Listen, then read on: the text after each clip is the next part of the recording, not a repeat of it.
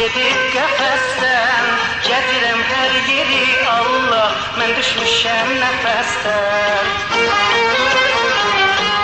Neçə il zəhmət çəkmişdim, uşaqlıqdan böyütmüşdüm, özünə səsinə hər il quzi qurban demişdim. Qəfəsi boş qalıb evdə, səsi gəlir uzaqdan, yandırdı qəlbimin bağın, məni kəsdi budaqdan. Qəfəsi boş qalıb evdə, səsi gəlir uzaqdan, yandırdı qəlbimin bağın, məni kəsdi budaqdan. Nərə zəhmət çəkmişdim, hədər oldu, o nazənin qənarım qara qondu. Nərə zəhmət çəkmişdim, hədər oldu, o nazənin qənarım qara qondu.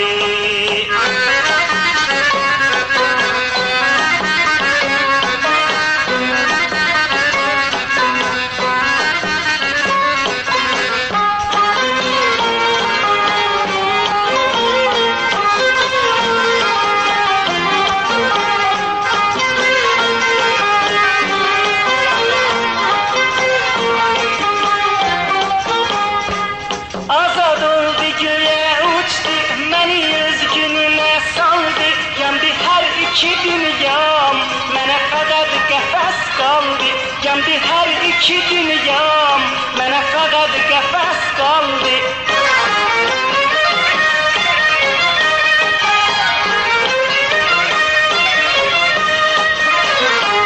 Sındırdı qızıl qəfəsi, istədi azad nəfəsi, məğrur insana dedi, tövbə elə bu həvəsi. Məğrur insana dedi, tövbə elə bu həvəsi.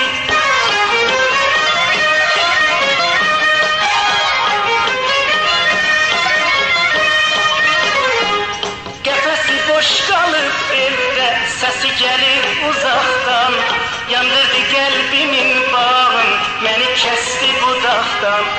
Qəfəsi boş qalıb evdə, səsi gəlir uzaqdan, yandırdı qəlbimin bağın, məni kəsdi budaqdan.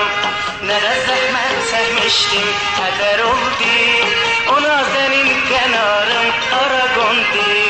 Nərə zəhmət çəkmişdim, hədər oldu, o nazənin qənarım qara qondu.